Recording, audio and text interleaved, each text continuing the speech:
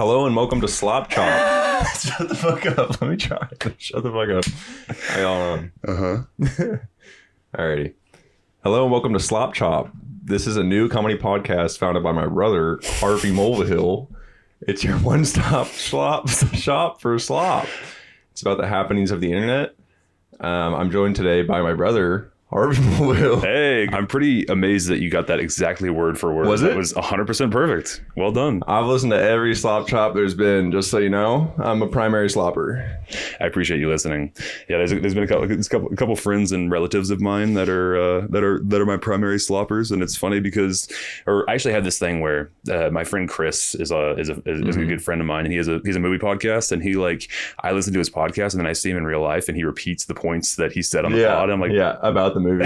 Yeah. I'm like, I heard you say that already. Yeah. But it's like you just have one pool of points that you pull from, and you can't assume that people watch your fucking podcast. I love this, by the way, because you say repeatedly on the pod, like one thing you learn about having a podcast, or when you have a podcast, is that you have 3 points and you regurgitate them every 2 days. And that's something that I feel like you weren't aware of before you started the pod, and I knew you would do it, and I'd be like, yeah, I know. I'd be like, yeah, I know, Harvey. But now you do, and now you're making new takes. Hey. It's pretty cool. Are you hearing staticky? Yeah, fucking, for sure. What the hell, dude? Yeah, it's brutal. It sucks, and it's the unfortunate reality of talking into a microphone, I should say, is that you realize just how stupid that you are. Yeah. And it's made me want to read books. Yeah. I had no desire to read books before this. Dude, it's crazy. The biggest one for me is I've had to explain things a lot recently, like a bit more complex things than normal to coworkers or whatever.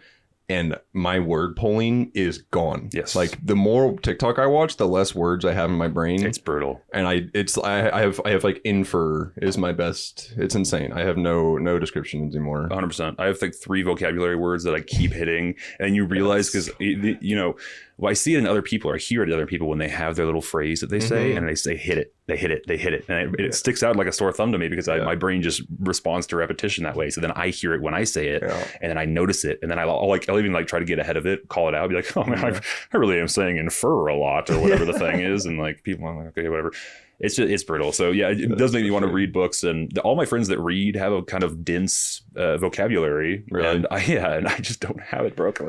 I just think we don't have the recall right now, especially like with winter and seasonal depression. My brain is just not. It's just not going to happen for now. Do you find yourself depressed in the winter? Yeah, 100%. Every year, just like 100%. You're not depressed any other times. You wait until it gets cold to feel sad. You're a fucker because you just love the cold for whatever reason. Yeah, because I'm fat. Okay, sure. I'm fat. I love that. I run hot. I always say for whatever reason, as if we haven't gotten to the bottom of it. I mean, yeah. I mean, for me, it's just less sun. Like, I notice every time that the sun sets at 5:30, I'll just get depressed. Yeah, and everything stops working as well. So I think it's seasonal. Like I was in Peru for winter. And it's the season drops it there, obviously. And I wasn't depressed during the winter because it was fucking summer. So you're also on a cool vacation. Yeah, but like I was depressed traveling for sure. Otherwise, okay, you know what I mean? Wherever you go, there you are. Yeah, exactly. That whole thing. Well, okay, so then because I don't respond to this. I don't recognize this. I've heard the term seasonal depression. It's a very well-known thing. People have it, but I don't ever. I'm so stoked when it's cold because I'm comfortable and it's fat boy season and you can start wearing layers. Yeah. And you know what layers do? They cover up your fat. It's much less visible. So you can look good. Exactly. Damn, that guy's stylish. Look at that large, stylish man. Exactly. And so, yeah, you can pull out that shit. And you can't, there's some people, I see skinny fucks wearing sweat or hoodies in the summer in the sweltering heat. And they can get away with it because they're not dying, but I am dying. So I can't do that. It has to be 42 degrees for me to put on a fucking sweatshirt. 42 degrees. Yeah, it does. I'm in fucking thermal underwear, like shivering with 2 jackets on. Dude, so many times we live in the same house for the sloppers who don't know. So many times fucking Sean comes in and he goes, I hate how cold it is in here. Dude, this happened 2 weeks ago. My brother and my mom both run insanely hot. So they're wearing like unironically one layer and it's literally 40 degrees outside. I was in my room shivering under a blanket with 2 blankets on, like I was skiing with thermal underwear, and I was like, Mom, this is insane. She was like, Sean, this is you need to be reasonable now. You just need to put on more clothes. Yeah, well, I totally agree with this. What? I totally agree. I swear I'm trying. I swear. You know what's funny is she and I run hot for totally different reasons. She's menopausal. She's fucking menopausal, and I'm just fat.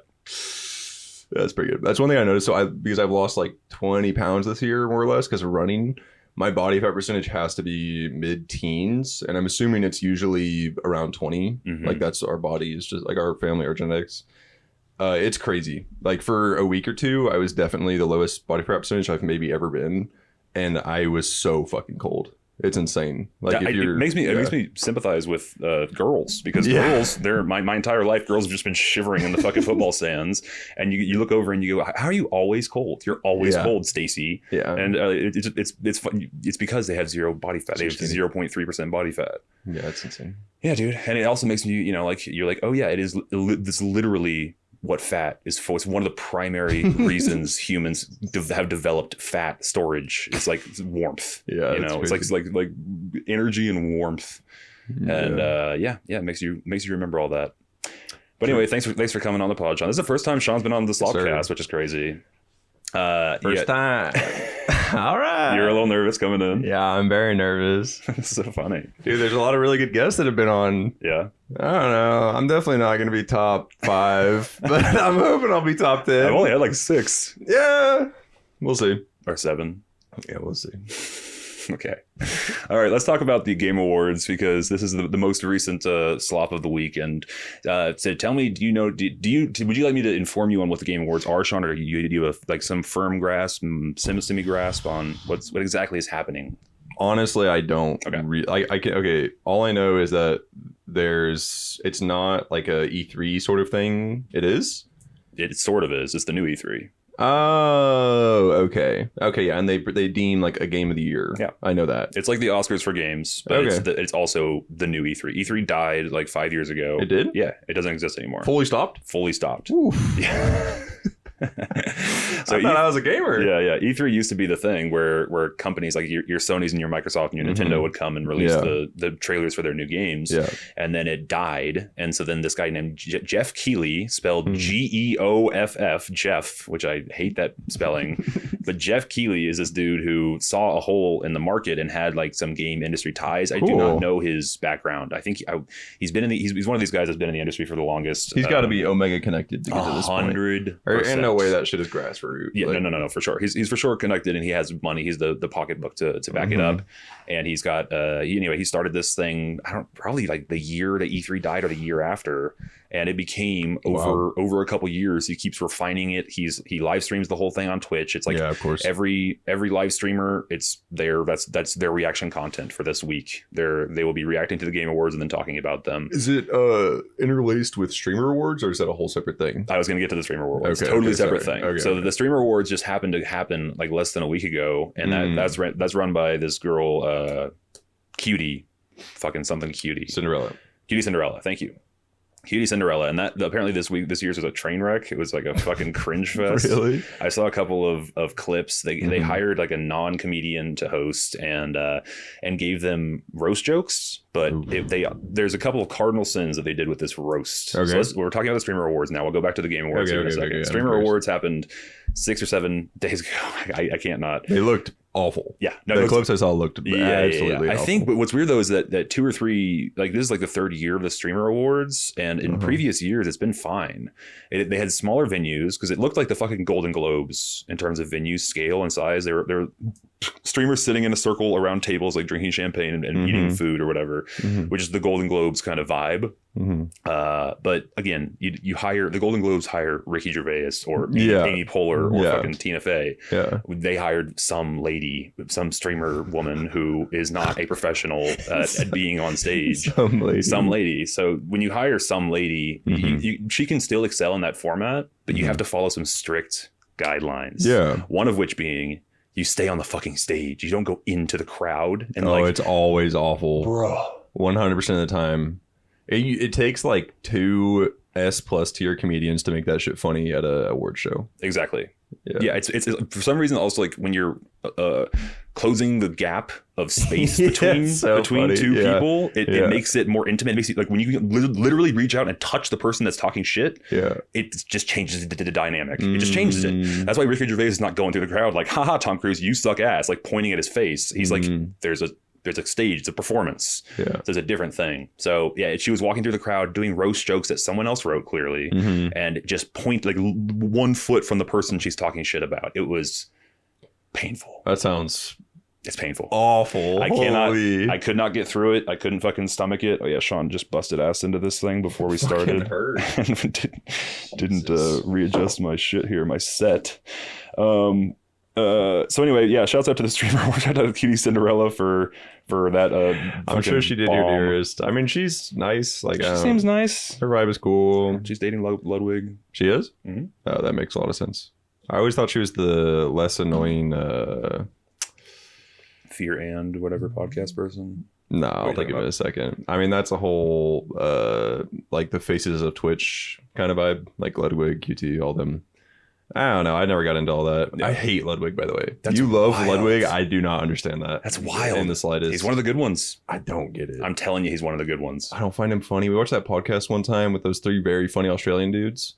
They're not Australian. Just like, oh, all right. Please continue. It's called The Yard. Yeah, The Yard. His three co-hosts. Ludwig is sometimes on it. He's almost always on it. He wasn't on it for that episode. That was a good up. That's pretty good. I guarantee. I'm telling you, all 4 of those guys are fucking killer. They're all really funny and really smart and really like they're cool as fuck. Okay, I believe that. I don't know. I just don't understand. I've been League of Legends pilled for so long that I don't understand how a streamer can be a streamer without video games, essentially. Like, I understand variety streamers exist, but I never watch streamers that aren't into a game or very good at a game. Yeah, that's fair. I mean, it's the same thing as a talk show or a person. You watch it for the personality. You watch it for the vibe. Like, I mean, that's kind of, I have to imagine even the League streamers of the world, that's kind of their ultimate dream is to be a variety streamer. So they don't have to be tied to this game for the rest of their life. Almost always, yeah. But it doesn't work. Yeah. No. Tell me your trajectory with League, because you've been League pilled as long as I can remember. Dude, yeah. I started playing when I was 12 in 6th grade. I started actually like watching it probably freshman year of high school, so 2014 or 15. And I would like wake up. You don't know this. I would wake up at 5 a.m. before school to go watch League of Legends YouTube videos for 3 hours before school started. Wild. Yeah. And I would sacrificing sleep. Yeah, absolutely. I would sit there with like a heater and a robe. And it's like, dude, I wish I could sound smart about this, but it's like the stupidest videos you could imagine, like pentakill compilation, 38 minutes long. Sure, and I was just holy shit. Yeah. I don't know. I was super into it basically as long as I can remember. It's still kind of boring, or like it gets a little boring now. And I definitely have gotten to a point where I'm only satisfied watching like the highest level because I've been doing it for 10 years. It's like whenever you know, like watching football, you want to watch the best teams play, not even the, you know, some NFL teams. You want to watch the best games. Do you have the same thing with football though? Like brand loyalty? Do you have a team that you ride for? I used to, but that doesn't exist anymore for North America because all our teams basically died in like 2018, 2019. Like people like League was super popular in North America in like from like 2011 to 2018 basically. Okay. And so there was a lot more money and a lot more funding for the professional League teams, and that's when they were their best. And since then the League like still exists, but a lot of the biggest names like TSM crash and burned and died or like left League of Legends, and that was really like the biggest fan poll. TSM had Hearthstone guys too. That's why I know them because of Crip. Yeah, they're around. I was a TSM fanboy, which is like the classic. Like that was the normie shit. Yeah. Okay. All right. So then, what do you think it stopped? Why do you think the North American pool died? Genuinely, like a region can only be interesting for so long if it is competitive with other regions. And North America, like our teams were literally never ever competitive with Korean or Chinese teams. It's crazy. Like I was a delusional teenager and I thought they weren't that bad. They were way worse. Like it was, I don't understand it because it's like the same 4 players that have been winning in NA. They've beat like, thousands of opponents, and then they get to Korea and they're getting beat by the same other 8 players for 4 years. Like, I don't know. They're just different in Korea, dude. They're just that good. Is it all esports that way? Yeah, honestly, I can't think of a single esport that the West is better. Maybe Rocket League, but that's because like Asian countries don't play it. But also, you don't know this, which is insane, by the way. League is now owned by a Chinese company, League of Legends, and it's still probably top 3 games in the world. Riot? It's still massive. Riot, yeah, but it's owned by a parent Chinese company. So Riot got bought out. Essentially, yeah, I think so. Anyhow, I'm not sure how it all works. I think it's Riot, yeah. So Valorant and all that. Anyhow, League is 10 times the size in China as it is in North America. Holy shit! Yeah, they have 10 servers. They have separate servers. It's the same geographical size as the U.S. as NA. They have 10 servers. But they also have 3 times the population we have. True. Okay. True. That's still the percentages there are still pretty wild. Yeah. Interesting. Proportionally, it's way more popular. And is it like the most proportionally popular in Korea? I think so. I think in Korea it's still insane. Like, it was definitely bigger 10 years ago for sure, but I think it's still insane. Like, there's still major celebrities are still being paid like NBA player salaries to play League. It's crazy. Yeah. Damn. Yeah. Why can't these whites get it together, dude? Dude. We excel in everything. Sports. Why can't we excel in esports? I don't know if that's No, I genuinely, I think Americans destroy on all sports. That's 100% true. Okay, that's pretty true, actually. I didn't think about that. Yeah, like, America literally all general, physical activity. We fucking wreck the Olympics every fucking 4 years. That's true. They just throw fucking money at training. And like, yeah. Yeah. So why can't, what's the disconnect? They chop it up to a few things, but like, I think it's something you almost can't force people to be that much better at. Like, you can, like India did with chess, you can sort of industrialize your, like, a large portion of your population to make them good at something like chess. But with League, it doesn't really work because it's such an online competitive game that there's no substitute for a massive player base. And Korea has such a massive player base in such a condensed place that the cream of the crop is just so much better than the cream of the crop here. It's just like, you can't, you know what I mean? Yeah. Whereas track and field or anything, like, bro, high school sports in Texas especially they're insane. They're like, our sports facilities are better than other countries' professional facilities. Yes. For literally no reason. Yeah. Like, why is a 15-year-old doing this? It makes zero sense. It contributes nothing. That's because of money. It's just money. It's the machine of the whole thing is ridiculous. And we live in Texas. If you go to Allen High School, it legitimately looks like a professional situation, or a very nice college, and it's a high school that you just go to for free because you live there, because you live close to the building. It's very strange. And then, not to mention, like, the low key sort of recruiting that's happening from on the high school level. Low key is a very kind way of putting it. You're right. Low key meaning like not official, not like they're not going to junior highs and saying, "Hey, boy, you want it?" But they are. They are literally doing that, but they can't do that legally. So they have to do like, "Hey." They'll go to Fort Worth. They'll say, "Hey, do y'all want a new Cadillac?" Move to Allen, Texas, and have your son play football for us. It's really something. Yeah. So and I don't understand that. But then, bringing back to esports, you do see like UT Dallas has a whole new esports field or division or whatever. Which is cool. No, I mean, high school should exist, but not really. Okay. It's very much at the college level. It has to be so difficult to convince an administration, a high school administration, that your esports league is valid and needs to be funded or whatever. I remember, Fortnite kind of changed the game for that, because Fortnite was so insanely like seen because of the pandemic and because it was just a phenomenon that it was like even boomers understood Fortnite. Whereas League of Legends was like a computer game that people just had no reference about. Yeah. So like it kind of exists at the high school level for like Fortnite, but for an actual computer game, it's a different kind of thing. I never really made that distinction before, but you're right. If you can play it with a controller, it's immediately normied. Normied, yeah, for sure. Yeah, PC gaming culture is just a different thing. I still cannot. I got some news for you. You gotta. It's so embarrassing. I've never learned, dude. You know why, Sean? Because I can't 10-finger type either. Hold on. Fuck off. Dude, it's not hunt and peck, but I'm pretty fast.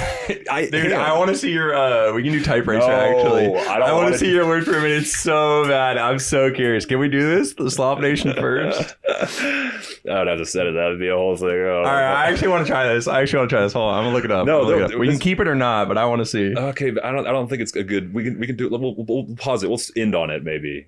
But you literally just Google type racer. I'm aware of how to fucking get to the stupid. Goddamn idiot. All right, we'll look into that here in a moment. What were we talking about? League? Talking about like league and shit, but it's fine. I don't know. Esports being only good in Korea and China is a weird thing. It is weird. I do think there is, because of the... Okay, here's the real problem with it. Mm-hmm. There's no money in it. Yeah. There's no money in it. Yeah. There's a fuckload of money in high school sports. Or college sports or professional sports or whatever. Like physical, real sports. Esports, not so much. It is the opposite. Yes. It is a money vacuum. Money vacuum passion project. Yeah. And that's probably your reason right there. That Americans are just so capitalist pilled that they're not down to do something for the love of the game. Whereas maybe there's also more of a market over there, and they're legitimately filling out arenas. And I don't know, like I remember Charlie Moist Critical started his whole esports league. Ludwig tried the same thing, and they just quit after several years of like... Are you serious? I didn't know that. It's really hard to do.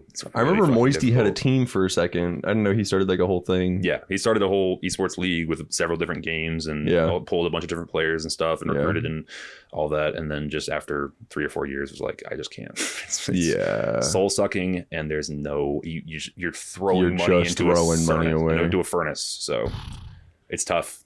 Okay, that makes sense. But anyway, esports are fake and ridiculous, and they shouldn't be respected anyway. So I don't know. I'm still super into this. I don't know when it'll die for me. We'll see. I'm curious because, like, I mean, there's people out there that were super into some niche game that came out in like 2012, and the player base just died, and now they're left just like into this thing that will never again. You know what I mean? So I think about that for League, because League will die, and then I'll be 38 and be like, well, yeah. You know what? That's funny that you bring that up, where I still feel this way kind of, but about YouTubers, where like I haven't missed a Red Letter Media upload in years, actual years. I watch every single video they post, and I think to myself, I'm like, self? I think to myself, I'm like, what, eventually I'll grow old and or they'll quit or something, and like I won't have this thing that I do. It's interesting. Like, or what's another one? One day this will be up. One day this will be a relic of the past, and I'll just... Crip was one of those.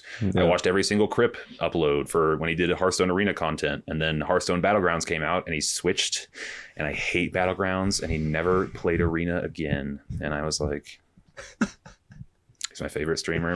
I used to watch his New Year's streams. Damn, you were into that. That was like your favorite shit. He's the only streamer I've ever watched in my entire life. I don't give a fuck about it. I'm not a live stream person.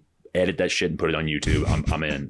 I cannot stand a live stream. It's so boring. It's fucking devoid. I'm such a live stream boy. I don't get it. I think it has to be because I started watching it when I was in high school. I was watching Twitch like in Spanish class, which I had a like physical reaction to Spanish class. I fucking hated it. So like anything besides, I know it's kind of silly.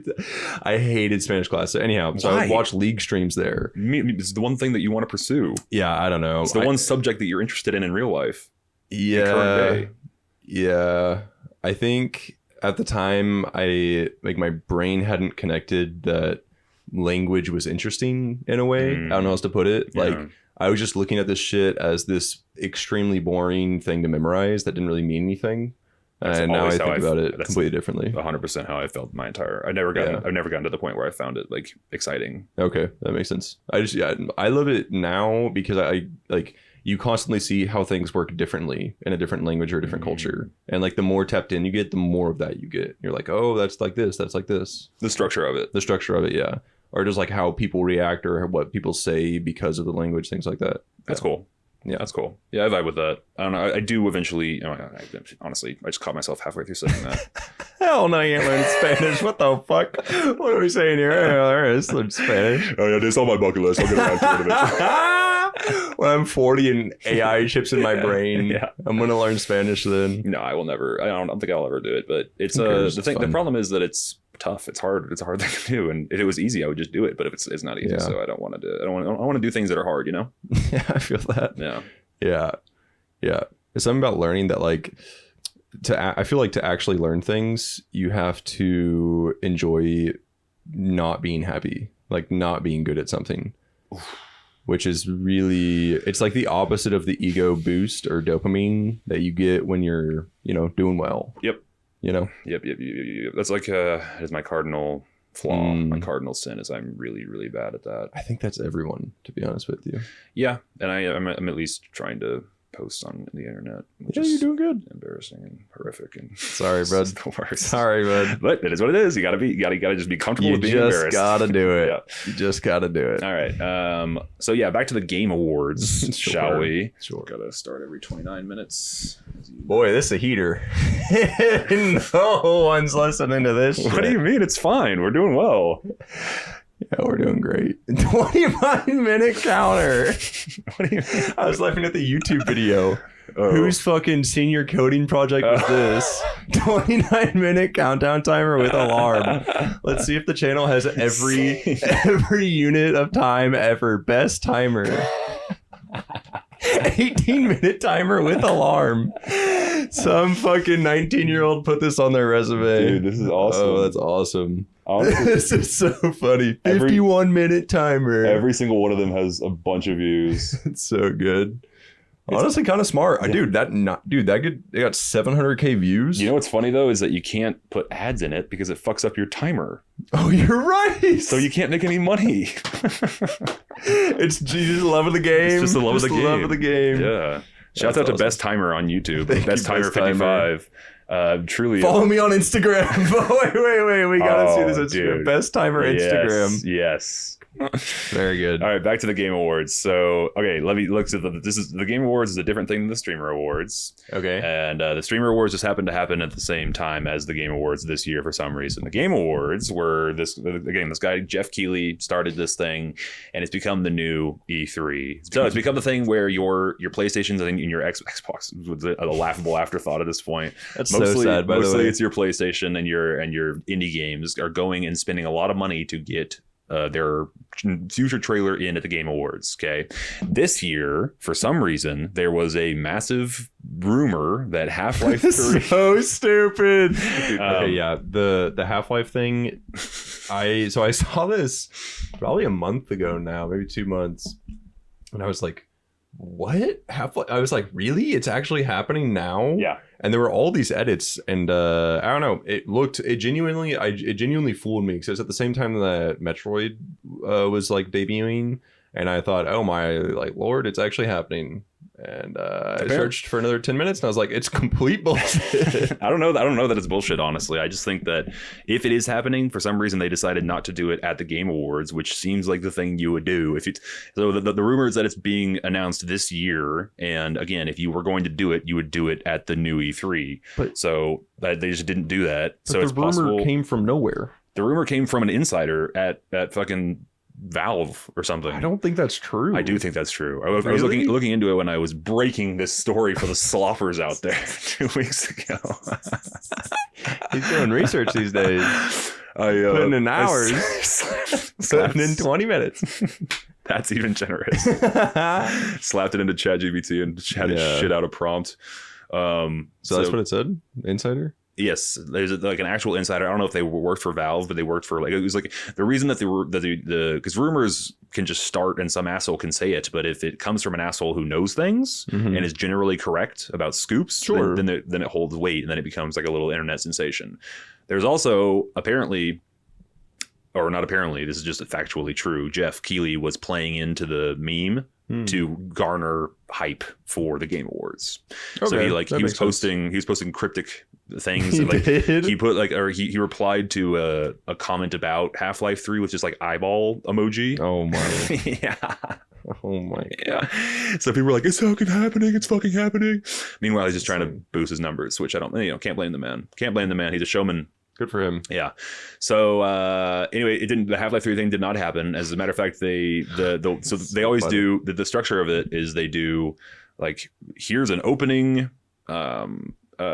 trailer to get you hyped about an upcoming thing, and here's an award, and then there's another trailer, and there's an award. Yeah. Here's an award. Yeah, so they pepper in trailers into the thing, and at the very end they always go, and just one more thing, Right? And they always save their big crazy announcement for last. Elder Scrolls 6. Exactly. Elder Scrolls 6 or fucking Clair Obscura 2 or some shit.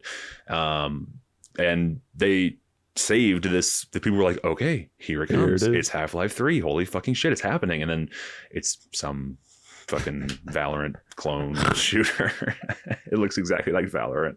It's like Overwatch, Overwatch, Valorant, fucking FPS. Like, could not care less. Cares? Who gives a fuck? And I think they just shot themselves in the foot it was just a bad decision. I don't know if they released anything this whole award show that could have been worthy of that final slot, but whatever this bullshit is was certainly not it. So anyway, rip to that. Valorant clone is so funny. Yeah. I don't know. I thought it came because the Steam Deck was being put out. Yes. And Steam Machine. Yeah, they literally were just like how I saw it was literally just this new machine is coming out. Okay, that must mean that they need a flagship game. What game are they gonna do? Half-Life 3, and that was literally it. That was the community being like, yeah. No, there was more. There was more to it than that, but that is funny to just assume that this long. They need a good game on that. Yeah. Also, Portal 3 could be an absolute banger. Yeah, TF2, TF2 is the most overlooked. By the way, people say TF2 and they mean something else. Team Fortress 2. Yeah, I know, but there's another TF2. Oh, they totally do. What is it? I remember brain farting. Yeah, there's another thing. People say TF2. I'm like, are you talking about the orange box? Like Team Fortress came from 14 years ago? They're like, no, it's Transformers or some shit. Yeah, it's a different game. I can't think of it right now. Titanfall? Maybe. Anyway. So anyway, shouts out to the Game Awards. Clair Obscura, Expedition 33, swept. And what the hell is Expedition 33, by the way? Never heard of it. It's a RPG kind of turn-based combat, very cool looking, very cool sounding game that I am very interested in playing. It got nominated for 9 things and it won 9 awards. Jesus, really? It swept more so than any game has ever swept. Holy shit. It absolutely cleared, which everyone expected it to. Silksong came out this year, and this is the exact same thing happened to my beloved Tears of the Kingdom. Tears of the Kingdom came out right next to Baldur's Gate 3. Yeah. Exactly. And everyone's like, Tears of the Kingdom is incredible, but it's Baldur's Gate. Yeah. And this time it's like, Silksong's incredible, but it's Clair Obscura. No way. Yeah. So I have a hard time believing that Silksong wouldn't sweep. Silksong must be insane. Oh yeah, Silksong only won 1 award. It was for best action RPG, best action adventure, something or other. Sure. And the only reason it won is because Clair Obscura was not nominated in that category. Holy hell. Yeah. So I've seen a lot of a couple of my favorite YouTubers have played the game and released highlight reels and stuff, and it looks fucking sick. The soundtrack is unbelievable. It's really, really cool looking and sounding game. And I love turn-based combat. I've always been since Heroes of Might and Magic. I've been a fan. Heroes of Might and Magic 3, baby. Yeah, dude. That's dope. When was the last time you played anything other than League? I play other shit all the time. I've been playing. There's this new term called Slop games. Friend Slop. Yeah, I've been playing a lot of Friend Slop, which is super fun. So like Peak, Repo, shit like that. This is a new arc Minecraft. For you. Yeah, more or less, for sure. I used to just play. I always had Discord communities that almost always revolved around League, but whenever there was too many people for League or something, there'd always be like a party game to fill its place. Okay. And I played Minecraft and a lot of FPSs. So what FPSs? I mean, in high school, I would play like high school, bro. I'm talking about recently. I think that counts. What do you Counter-Strike? 19? Fuck you. Yeah, you're not wrong. All right, good point. I just think I have like the hands. I have gamer knowledge. Sure. That's my point. My point is that I've fallen away from so much of it in recent years. I play 1, maybe 2 single player games a year. That's my current game output. And Silksong was one of them. I think there's only one this year, unless I play Clair Obscura, which I might. But Silksong, I played 1 game this whole year. It's pretty wild. I don't do the output like I used to. That's crazy. I think that all my friends have PCs, so it's so much easier now. Like if I join a Discord and they'll just be like, "Hey, we're all playing Fortnite." It's like, "All right, I'll just download it real quick." Yeah. So I played Fortnite last week. It was fun. All right, fair enough. Fair enough. I'm a gamer, bro. I was talking about this with Jake. It's so funny. This is gonna sound so stupid, but whatever. Like spectating my friends who started playing PC when they were 21 or 22, and it's so apparent. Like there's just sweaty gamer shit that you just won't do unless you're like no life, like just played too many video games in your life. There's just a level to it. I don't know. Is that a dog? Give me an example, like just vibes or general attitude. No, like okay, in this friend Slop game I was playing, it's really stupid. You can smoke cigarettes to make yourself go faster. Okay. Like you press 1 and then 2 and you'll run faster. It's like sprint in that game, and it's the only way to move faster. That's funny. So I did it, whatever. In 2 seconds, I realized that it has no cooldown. So you just spam 2 the entire game. The entire game, I'm just, going faster. And then I spectate Sam, who got a computer last year, and he's like, "Sean, how do I jump on this?" Because he can't. He doesn't know how to make it. And I'm like, press 1 and then 2. Like, yeah. That's funny. Shit like that. There's this famous clip that I'll put right here. Now, I wanted to share this video of Cuphead being played by a video game journalist at PAX West, simply because of how awful and embarrassing it is to watch. What is going on, guys? Randall Thor 19, the man with the million, back again with another video. And my lord, guys, there's a 26-minute video of Dean from GamesBeat trying to play through the tutorial and the first level in Cuphead, and he just can't do it. Takes him a good 5 minutes to get through the tutorial. You can see him struggling with this gigantic block. Like a game reviewer, it's his profession. Okay, he's like 45, and he fucking got his hands on Cuphead right when it was being announced, and he literally, unironically, spends 5 minutes trying to jump. Like there's like a small platform and then a large platform, and he like jumps off the small one and then like goes up to the long one and like can't get on top of it, and he goes back. And he's like he gave the game like a fucking 5 out of 10 or some shit. He's like, it's pretty difficult, and they released the gameplay footage, and he's like, this guy's a fucking idiot. This guy does not know how to play the most basic. He can't jump on a platform onto another platform. He jump and then dash is the move that he could not figure out. I see. Yeah. That's so funny. So yeah, I mean, like it's, there are levels to gamer, and very similarly, growing up, we'd hand my dad a controller, and then he just like my dad was really good at Galaga. Okay? Yeah, exactly. And so he was crazy at Galaga. He was crazy at Galaga, and he would, Galaga has it's 2D. You got left and right, exactly. Yeah. So when you introduce a third a camera angle where you have to move your guy at the same time, their brain just breaks. Like they cannot do it. So like my dad would like walk and then move left and right, or just like walk backwards and then move, doing this both at the same time. He just could not wrap his head around. And to this day, he cannot wrap his head around, and he'll die without wrapping his head around it, and it's fine. Like he doesn't need to. But we were always trying to get him to play zombies and shit. Yeah. Portal. Like we tried to oh really? You'd love Portal, Dad. Portal is the worst. Like I feel like it's basic enough and puzzle enough that he'd enjoy it if he could wrap his head around the controls, but he can't. Sure, yeah. That's true. Yeah, but I feel like puzzle games like that, Portal is so accessible, and once you figure it, but you have to know the basics, the gamer basics. Yeah, and people just don't. Yeah, I feel like there's a interesting similarity I'll try and pull at, where like gamers are into things like Mario and platformers and all like classic video games. Like Donkey comes to mind, video game, whatever. He quit League and now he just loves like more games you're into, or like real games. And I feel like the same is kind of true for music, where people get really into like popular rap or whatever, and then if they get more into music, they get into like the most indie guitar ass like Mountain Goats esque like.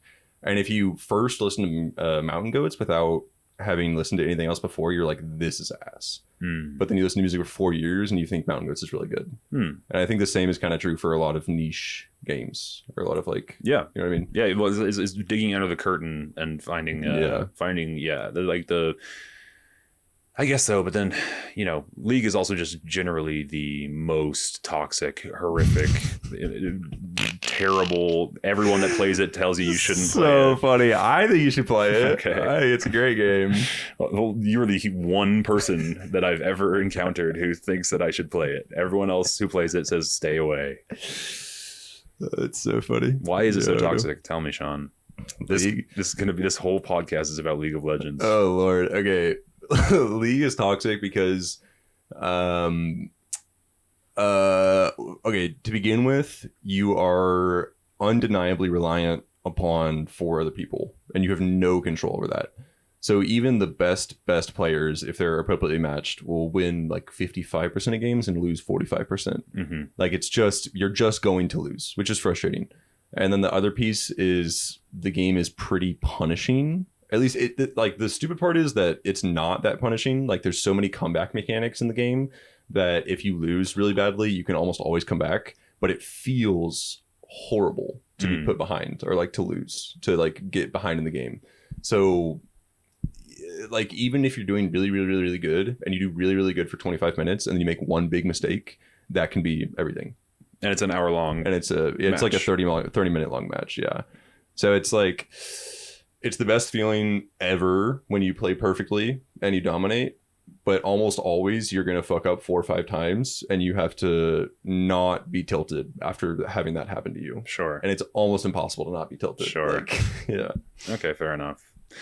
I have no interest in it whatsoever. Could not care less. I also I'm not a multiplayer, like, competitive game person, mostly or partly, perhaps mostly, because I don't like to not be good at a thing. And I don't care enough to grind hard enough to figure out how to be good at a multiplayer game. I don't give a fuck. Whereas a single player game, no one can see me be suck. Yeah. Only I see me be suck. And so then I do good. And I eventually do good. And then I beat the thing. Exactly, yeah.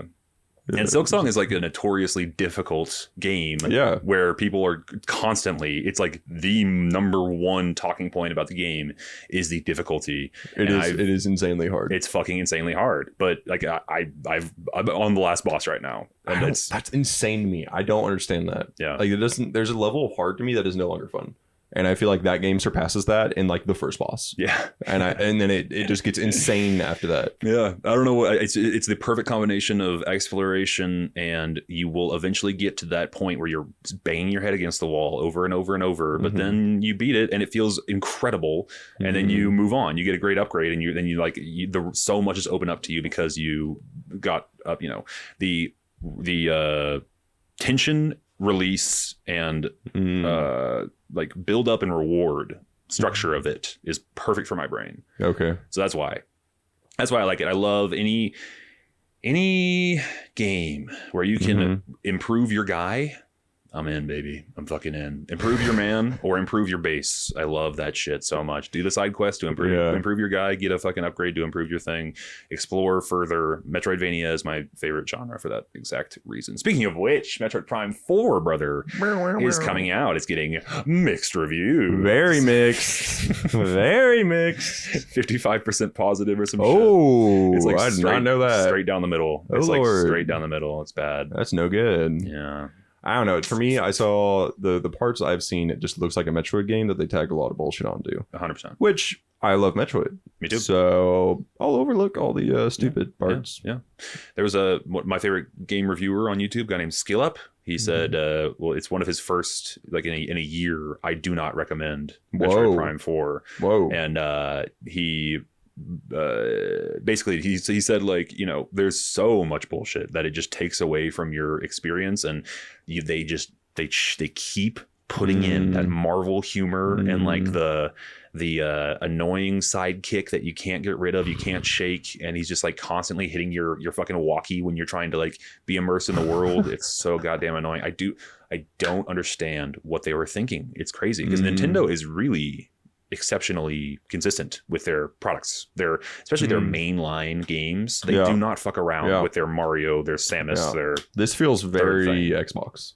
It feels very Xbox. Yeah. This feels very Microsoft. It feels like Halo 5 or whatever. Yeah. It has all the same problems that Halo 5 had. Anyway, I'm still gonna buy it and play it. I'm a shill. I'm a goddamn Nintendo shill. I'm gonna buy it and play it. I'm getting a Switch for Christmas, probably. So funny. So anyway, shouts out to that. Shouts out to the Game Awards. Shout out to Claire Obscura. I will be definitely playing that. I'm interested. And shouts out to the Streamer Awards for being cringe. Let's talk about our Spotify Wrapped. And I want to do this. This is going to be embarrassing. Oh yeah, for me and me. You listen to a lot more music than I do. And I'm curious your current Spotify. Okay, first of all, pull her up or what? Definitely pull it up. But also, while you're doing that, I'm gonna just go pick your ear on a thing, Please.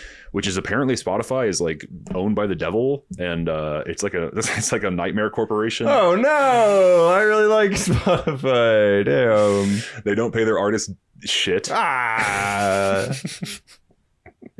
But the service is so good. Have you tried Apple Music though? You tried it. I mean, it's the exact same thing with a shitty interface.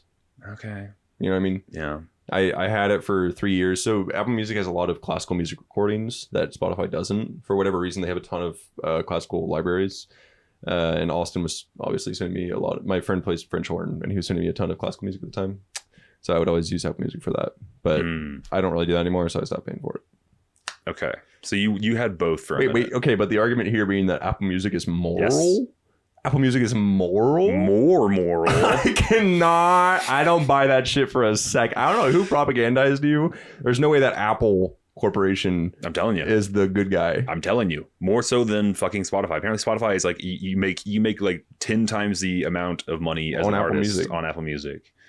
And Spotify doesn't pay shit. They don't give a fuck about their people. They're flooding their service with AI dog shit slop, and they're just trying to get rid of the middleman being artists as quickly as possible. And many artists have already pulled out or are trying to pull out, and you can't really pull out of Spotify unless you are Taylor Swift or a giant fucking person that can get away with it. If one of my favorite artists said I'm Apple Music exclusive, I'd be like, bye. Yeah, I'm not. Really not. I literally besides my boy, which Bad I wouldn't Bunny. even. Besides Bad Bunny, I wouldn't do that for anyone. Yep. So I feel the same way about the Spotify switch for podcasts, which is a very common thing nowadays. Of like, hey, we're Spotify exclusive now. I go, bye. I'm never listening to you again. I don't use Spotify for podcasts. I will never. Bye. Ever. Yes, it sucks. And people recommend me podcasts that are exclusive to Spotify or are only on the podcast app or whatever. If they're not on YouTube, I ain't listening to it. I don't know what to tell you. YouTube is where I go for podcasts. So I don't. It could be as good. It's so funny because there's zero friction, by the way, to do another platform for you. It's like there's a lot of. I just get because like, you got to open up another. You got to like press down there. You fucking search it on Spotify. It's so easy. No, I can't do it. I can just picture the podcast guy being like, alrighty. So my Spotify rap. Should I just get into it? Please. Alrighty. So I one of my favorite stats for it is minutes listened. I always think that's interesting. This year was 60K, which is, I think, relatively high. I think general is like, if you listen to music, it's around 40K for a lot of people. Okay. I had a friend that was 128,000, which is literally double mine. Have you done the math there? We can do it right now. I think it's over a month, if I had to guess. 60K? Anyhow, 128K is insane. That's like you listen to it in your sleep. Right. Yeah. I also don't know. You were 60K? That was 60K. I was 9K. Yeah. Exactly. 6 times as much as I did. Yeah, exactly. Yeah. So 60K is 40 days. 60,000 minutes. 40 days. So that person had 2.5 months, almost 3 months of listening time. Wild. It's literally a quarter of the year they were playing Spotify. A quarter of the year. Really something. I don't know how they did that. Anyhow, this year my top artist was the same as the last 4 years. It's Bad Bunny. Bad Bunny. Bad Bunny himself. himself. Super Bowl, brother. No, to be honest. Why? I can't stop listening to Bad Bunny. I really can't stop. I don't know. I mean, he's just like rap music live ain't great usually. So, and I've seen a lot of videos of his live performances, and they're just not. It's like a Drake concert, and I don't have any interest seeing a Drake concert. Still, your boy doing the Super Bowl. It's pretty crazy. Yeah, that part. I was like excited for Kendrick. Full Spanish. That'd be dope. That's true. How crazy is it, by the way, that they went from a black guy to a brown guy 2 years in a row? Pretty crazy. To be honest with you, I hadn't really thought about it that much, but I'm not. I don't know. I'm not a football fan, so I think that's why it's not that crazy to me. I'm just I was excited for one of my favorite artists, Kendrick Lamar, because I'm a big fan. That's the vibe that I'm getting at. I wasn't super, I was moderately excited to watch the thing, but mostly I was like, holy shit, Kendrick's playing the Super Bowl. It's like the biggest stage on planet Earth. Yeah, I mean that like the reality that it is the biggest stage on planet Earth is insane. Yep, that's ridiculous. So yeah, I'm happy for him. I'm excited. I guess I'm mixed about it because I know that Bad Bunny kind of fell off in the like Latin world in like 2019, 2020-ish. So I don't know. He's still number one in terms of but it's numbers. Not like it's like I don't know. I mean, there's a million rappers that are this way. That when they came up, they were not only the biggest, but they were also like respected and I don't know, were cool. You know what I mean? Yeah. And he lost the cool thing a long time ago. Okay. You think and he's like sold people out? like him. I mean, he was always sold out. Like he was never not. Just because it was reggaeton and it was meant to be like Can you explain what commercial that means? Reggaeton. It's the type of music that. It literally means reggae mixed with whatever. Alrighty, it's just like a rapper trying to make it big. From day one, they are trying to make a hit. They are trying to make money, or they're trying to make money off this music. Yep. Right. So they are being commercial or selling out from. That is the plan from the inception of them making music. Yes. So Bad Bunny was always and has forever been that. I still I like really, really like his music. I will say I liked his music a lot more before I learned Spanish. I've told you this because the lyrics are dumb. They are stupid, but they are insanely catchy. I don't know. I just never get tired of it, man. Like my top song, if it's real or not, it's 150 plays, and I listened to it another 5 times, like 2 days ago, and I've heard it 150 times. That's wild. And I like for whatever reason, my brain just like, yep, this is it, man. Yeah, man. Go ahead and tell them the song. Kekutre. I honestly don't even know. Yeah. It's misspelled. I don't know. Que tu te crees. Okay, go ahead and spell it. It's okay. It's misspelled on purpose. Uh-huh. What is it? That make sense? Sure. It's supposed to be que tu te crees, which I think is like so that you believe, essentially. But it's spelled in the accent, right, in the accent that he speaks. Right. So it's misspelled on purpose. Okay, that's fun. Yeah. Anyhow. All right, so Bad Bunny's number 1. Who's number 2? Eden, my boy Eden. Yes. Yeah. The most boringest artist of all time. Yes. I completely understand why people would not like Eden. I don't know. He's just like my favorite artist. I found him when I was 16. Like kind of inseparable in my mind. And hits, man. No, I said that just to be mean and funny, but it was funny. It's very true. I don't. I've never vibed with it. You had a hilarious thing which you said, which is like I think I know why you don't like Eden, or I have this theory on why you don't like Eden. What did I say? You said it's because Anthony Fantano reviewed one of his albums poorly like 10 years ago. Yeah. And I was like, that's very funny and very me, but no, that is not the reason. So funny. So no, I just don't vibe. I don't like the slow sad boy shit. It's never been my jam. Any genre, not my jam. Slow sad boy. Like I'm looking for bangers. I'm looking for like high tempo, crazy, blow your hair back shit. Always, like literally always. Very, very few times. For real, in your music, you're literally always 99% of the music that I listen to. Whoa. I'm trying to feel different. That's what I'm trying to elevate. I was when I was doing drugs. I was an upper guy, not a downer guy, for that same reason. So yeah, always looking for bangers. Feel different. That's funny as fuck. Yeah. Okay. It was Bad Bunny, Eden, and then Grupo Frontera, which is just Latin again. Yeah, it's their Omega sold out, but like the same thing as Bad Bunny, they always were trying to be. They're from McAllen, Texas. They're from the border. Yeah, nice. They're very much like McAllen boys, and they're, I'm assuming, born in Texas, but like second generation, so essentially more Mexican. And they make like norteño pop, basically. Like, cool. Yeah. Are they young? Yeah, they're basically our age. That's yeah. cool. They're like under 30.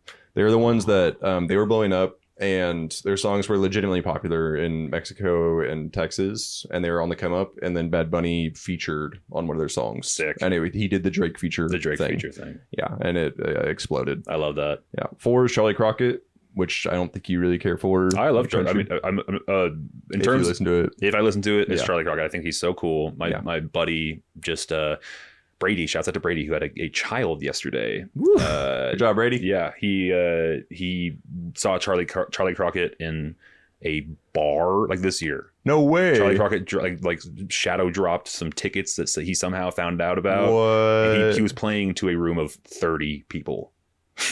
And he was there with his wife. He was literally like this far away from fucking Charlie Crockett playing to a group of 30 people. He didn't tell anyone he was just going to be there. He somehow found out about it. So that was crazy. Yeah. And then like the next day he was at the Civic Center or some shit. Yeah, exactly. Wild. He is blown the fuck up. Talk about blowing up. Like, yeah. Pat was putting on to it. Our brother Patrick was putting us onto him 2021, 2020. He's been on that grind, been on that game. Yeah. Shouts out Charlie Crockett. Very cool seeming fellow. He was on Rogan recently, I believe, too. So shouts out to that guy. He just seems like a nice dude. He does. Which I mean, fucking call it a parasocial, but I appreciate that. Yeah. He went through the whole, like, I think it's hilarious. Like the you're not country enough for country artists, you know what I mean? That's Sure. always a thing. Like if you try to embody a certain culture or a certain aspect of a culture, people are going to call you fake, essentially. And that very much happened to him. Like he blew up this year, and then around April, just summer, people started hating on him because essentially he had different accent in certain songs, or he didn't have as much of an accent in real life, things like that. Sure. And he just went on Rogan. He was like, I'm from Texas. I don't know. Like, yeah, that's pretty much it. It always happens in country, especially. I think it's just anytime you get popular, people get inherently jealous because of your success, and then they start tearing at you. I think it's actually unavoidable. For real? Universally, every successful person, I'm sure, has had to deal with some level of that. And you're never ever going to be able to appease everyone. So you will eventually have people that don't fuck with you and say mean things on the internet. True. But yeah, man, that was it. I basically listened to like reggaeton pop, norteño Mexican shit, kind of pop country, more folk, and some like basic indie. Nice. I used to be way more into indie shit and bedroom pop-esque like Claro. I could not give a fuck about that now. Holy shit. All my friends still listen to it, and I'm like, It's because Claro's right. the thing right now. I could, dude. So, anyhow. I don't know if I'd recognize the song. I'm I don't know, sure by the you way, would, honestly. if Claro is a male or female human being, or if it's a group. I have no idea. That's fair. If you had to gander, what'd you think? One woman. Yep, perfect. Nice. 10 out of 10. Let's fucking go. Alrighty, but let's move on to your Oh, Spotify. can't wait. Can't wait. Okay, so I was very surprised by my number one. My number one artist was Rez. Whoa. Which is very, very surprising. My number one most streamed song was a Puzzle Box, which is off of her new album, which I like very much. Probably a workout, right? An absolute slapper of a workout song. Yeah. And most of my stuff that I listen to is workout music. That's okay. where I'm listening to most of my music, is at the gym. Every time that I get in the car, I still am very podcast pilled. So when I get into the car, that's when I go straight to YouTube. Fuckers podcasts. talking Yeah. through the car audio. On 1.25 speed. I wish that I you know, I do, fuck it, whatever. I want to listen to more music eventually, but I'm you know, it's Whatever. I think you'll find some artists that you're really into, or there'll be like a new wave of music. You'd be like, oh, I'm really into this shit. I hope so. I think it'll happen. This year I've listened to probably twice as much music than I had last year. Cool. Last year I was because, you know, as I've said before on this podcast, when you're depressed, you don't want to be thinking thoughts. Yeah. And I'm much less depressed than I used to be. So I'm branching into music more often. Yeah. All right. Rez #1. Shouts out to Rez. Seeing her live. It was a great show. She's the best. Awesome EDM artist. Very cool general vibe. I like her a lot. I think she's British or some shit. Anyway, but her song Puzzle Box rips. Second, Pusha T. Whoa, from the album? From the album. Pusha T from the new album, which I enjoyed very much. His new album with his brother Clips. Yep. His brother Malice, who they together make Clips. Great new album. Awesome banger. I listened to a lot because he dropped the new album. I listened to a lot of his old stuff this year. So that one makes sense. Freddie Gibbs third, which does not make sense to me at all. I think he dropped a new album this year, which I did not like at all. So I think it might have been the same thing where I was like, damn, Freddie Gibbs used to be really awesome, really great. Okay. And I went back and listened to a bunch of his old shit. So I thought he was, so new album didn't care for it in the slightest. Damn. Pinata 2. Damn. Or was it Pinata or the other one? Because no. I think, okay, so I get these confused because Freddie has 2 co-album, both with like a sequel. He has, sorry, just a moment. He has an album with Madlib and an album with The Alchemist.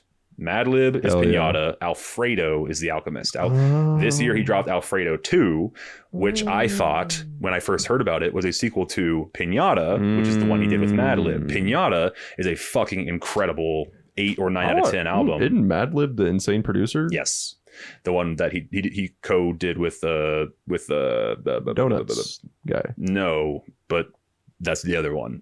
Okay. The Donuts guy is fuck me. You're testing me. We gotta read books. We gotta read books. We gotta read really books. Bad. This is horrible podcasting. No one gives a fuck about this. Bad. Anyway, all right. So, no, this part was fine, okay. But if we had the names, it could have been something. Yeah. All right. So anyway, so the album was, you were like, album was dog shit. That ass. And you know why I didn't like it, Sean? It's because it was a bunch of slow ass like love songs. Let me tell you about reality and how I see it. Which is not my jam. Never been my jam. But if you team up with Madlib, you get fucking heaters, brother. Heaters. Just like insane beats. Insane, ridiculous beats. So I'm way more into that. You should listen to a song called Shitsville. That shit fucking rip. One of the coolest hip hop beats of all time. Oh yeah. So cool. Anyway, so third or fourth, Young Thug, which is never not in the top 5. Makes sense. I love Thugger so much. Yep. And then Clips, which is the same thing as Pusha T. Okay. Hell yeah. You know what? I have one Latin song on my top 5. Oh, I know the one. Oh, I know it. All right, we gotta tell this. It's a funny one. What is it? So it's called Improvido.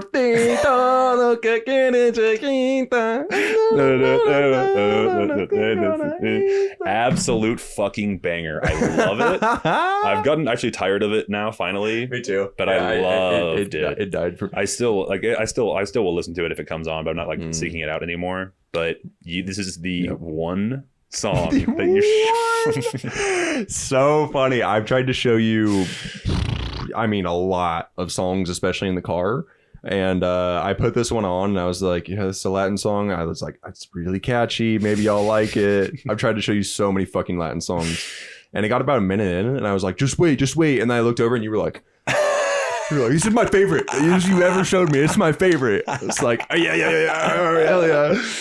It was one of those, rewarding. Again, very, very few songs where on first listen, I immediately loved. Yeah. Like my brain doesn't work that way. I have to listen to a song like several times to like catch. There's a handful of songs in my entire adult life where on first listen, I was like, that shit rips. I fucking love it. So yeah, that's one of them. And it's an absolute slapper. Mom loves it. I've given it to a couple friends and they love it. It's great, dude. Hell yeah. So shouts out to that. But the way you described it is very funny. Yeah. Which is that it's the most Americanized, like normie version of Latin music possible. It's like the structure of a Kesha song. Yeah. Yeah. It's yeah, I'm trying to think of how to describe it. It's the one, and this is gonna be mean. It's okay. But I most, if not all, of the Latin music that you listen to sounds the same to me. It sounds very, very, very samey, and it's not my jam. So it just in one ear and out the other. And this with like the catchy sort of repetitive, the instrumentation that's like bum bum bah, like that hits exactly on the chorus. Like it just rips, and it is head and shoulders for me. In terms of like, I fuck with normie catchy shit. I don't have to tell you. I mean, okay, I think that's true and not like. Okay, I would describe it as like almost like peak One Republic in the 2000s. Oof. I know that sounds awful, but like that's fair. I was just mean to your music. You can be mean to mine. It's not, like it has like in the way that one of those songs was immediately catchy. And you could say like, there's a lot going on. Like there's all these different sounds and things like that. But it's like the structure is just a pop song. Mm-hmm. It's like that. But some of the sounds they fill in are like Mexican sounding brass sections or like non-traditional Latin drums, things like that. Sure. Yeah. And then they just like pitch the dude's voice up. And that's so good. Banger. I love it. It worked. It fucking rips. I mean, it's a hit, you know. For the sloppers out there, if you want to listen to this absolute masterpiece of a song, it's called Improvido. It's EN space PRIVADO. You should check it out. It's very My good. hobby. Yeah. XAVI. A 14-year-old. Some like so funny because they market him as that. He's like 22, 24. Yeah. And the music videos, they make him look 14. Yeah. Yeah. It was funny because I think his face is on the album cover or something. Yeah. And he looks so young. Yes. But he was in like his CarPlay, and it's like the very top right of the CarPlay thing is the album cover. And I was like, you know, he's like a kind of twinkish looking man. I was like, potential hot guy. And I like clicked. I was like, oh no, he's a child. Yeah. Like, oh no. And you're like, no, he's like 20. He's enhance. Oh. Yeah. Oh no. Yeah. All right. And then Stephanie was another actually that's the Young Ma remix. Anyway. Cool. But yeah, EDM rap. That's my shit. Always. It's been my shit for the longest. I love a banger. I love anything that will get my juices flowing at the gym. Are you a Spotify DJ person? Hey yo, it's a DJ. Oh god. Ever since this is a toxic thing about myself, but I hate the idea of like being sold to, essentially. So, and that's very apparent in music, and especially in Spotify list or like whatever your daily mix, things like that. I feel that when my friends Very good. Great, Papa. You should do an appearance. Come here. Come here. Yeah. Like, just duck down a little bit. Actually, just sit there. Give the man the mic. This is amazing. He looks great. Happy pod, man. Happy pod. The camera's right there. Yeah, look at the lens. These boys have been fantastic. Everything they're telling you, they do know. Yes. Thank you, sir. Thank you, sir. Thank you, sir. Thank you. That was our father. All right. That's awesome. That's awesome. Yeah, that's just actually how he dresses all the time. That's why we live. That's who he is. We live. That's funny. I have an interesting tidbit. Please. Alrighty, so on like in relation to that song you're talking about, this guy Javi is one of the artists that got swept up in the like massive success of this Mexican wave that came around 2023 for people like Peso Pluma. Do you know? I've heard that name. Yeah, so Peso Pluma just like erupted with the like traditional Mexican ranchero style. If I played you any of his songs, you would know them. It's like the big loud trumpets and the crazy 12-string guitar. Yeah, like your like mariachi, for lack of a better term. No, that's fine. Anyhow, you'd recognize it, but it's like just think big ass horn section and like a bunch of guitars, things like that. Anyhow, he got swept up in that. That's been going on for we're coming up on 3 years now, and the sound of the music is almost identical to when it started. So like, how long can the same thing remain extremely popular is what is happening now. We're like a year past it getting tired and it's still the same thing. You know what I mean?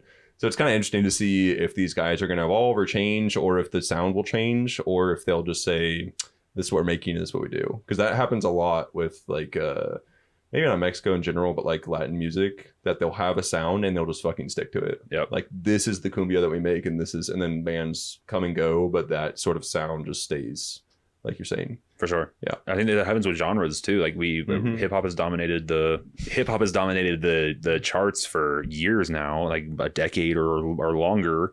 And I think just people have already kind of tired of it. There's always a prevailing sort of genre that's in the mainstream. That's the number one thing. It used to be rock. It used to be like in the 70s and 80s, it was rock. And then rock died hard in the early 2000s or late 2000s, whatever. And now it's hip hop. I don't think hip hop's going anywhere. Do you think so? I could see what I'm saying is like the number one genre could change. Okay. Hip hop will be a thing and be more popular than it was 20 years ago forever. But the number one could definitely change, and it could be Latin, it could be EDM, it could be like sad boy, indie, all kinds of different options. But like for the general public, what is the general public dancing to at the club, that type of thing? Okay, yeah. Disco before rock, remember that? 60s. Dude, I wish I would dance disco. Hell Fuck yeah. I don't know, I have a hard time seeing hip hop ever even remotely disappearing. Like, in every corner of the world, people are rapping in every language they speak. That's wild. It's crazy. Yeah. Like, you go to Morocco and the kids there are rapping, like they're imitating American rappers on the street. It's crazy. It's nuts. Yeah. It is also wild. Just the stranglehold that American culture has on the world is really something. Yeah, it's definitely coming and going, but we'll see what happens. Who fucking knows, dude? Dude, were you struck by that when you were overseas? Not really, to be honest. People are kind of in their own shit. Like, I think like the change from TV to smartphones was probably a big killer of it, because when it was TV centric, America media had a much easier time dominating than like small or app centric. Because now everyone in Morocco is they're plugged into the Arabic apps and Arabic world, and they're playing video games that are popular in the Arab world and like optimized for the Arabic language. So they don't really have Hollywood's to not as powerful, therefore exactly. the American so they have their own as powerful. They have their own shit. That makes sense. Yeah, exactly. So I didn't really see in Spain for sure, but that's just because the economies of like Europe as a whole and the US are just so intertied that they can't not be aware of what's happening in America. Sure. Like in the US. I was also just over there in 2016, which was so different. Trump. Yeah. Trump boy. All right, cool. Well, shouts out to Sean for coming on today. Any last? Actually, before we get out of here, I'm gonna do a little. Want to see this 3-finger type? Oh yeah, I forgot about that fucking thing. Oh god. Okay, we can do that. But also, before we do that, have you been watching anything, movies, shows, any media that you would like to discuss, or YouTube videos, or anything that I might give a fuck about? I have one last point, which I think is interesting. Okay, so I started using a thing called Cursor AI. Yeah, tell me. Which has been around for a while, but I'm late to the game for AI and coding in general, but it's fine. You gotta learn sometime. So this thing is, if you know nothing about coding, essentially the thing that how you write code is you have to have something called a text editor, which is just something that you literally type like human words into, and then it takes your human words and it translates them into a machine language of your choice. Like Python is a very popular one, or JavaScript or whatever, right? This thing is a text editor, right? So think about like a notepad that you can write human words on that is fully integrated with AI, and it is able to take what you write in English and write essentially like essays worth of code for you on demand. It's insane. So like instead of having to write instead of having to know how to speak a different language and then writing in that language perfectly for say 4 hours, you can write in English. I want my code to open this file on my computer and then scan this thing and do this thing. And it'll write in Python a script, like basically imagine like a chapter that does exactly what you just wanted it to in English. Wild. It's like before we started this podcast, I did a thing which is write a script that write a Python script that opens an Excel file on this thing on my computer, reads the Excel file, and then depending on what it finds, opens different files and then splits those files apart in these unique ways. Which I literally did a project like this when I was 19, and it took me 40 hours and it didn't work. Yeah. Like it was this was my midterm project as when I took a coding class, and I just did that in 20 minutes before we started this thing. It's like I did a project for work that if we had done it the way they wanted us to, like using Adobe Acrobat and all these stupid ass business tools, it would have taken us 400 plus hours. And this script will do it. This thing that I used the AI to create will do it in like 2 hours. Damn. That's really sick. Yeah, it's crazy. It's a smart way to put it, that it's like a language translator. Yes. That's really cool. And by the way, I've seen the interface of this, and you have like your giant coding block on the left with just like you said any AI that you want to plug into. Yes, so you can use Grok or ChatGPT or whatever.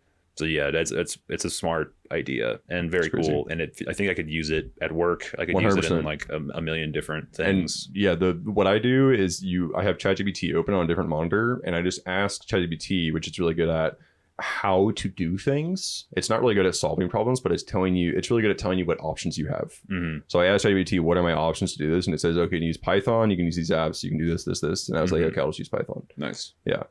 And then, there's certain AIs that are better at certain things, but it's pretty insane. Cool. It's really cool. Check out Cursor AI.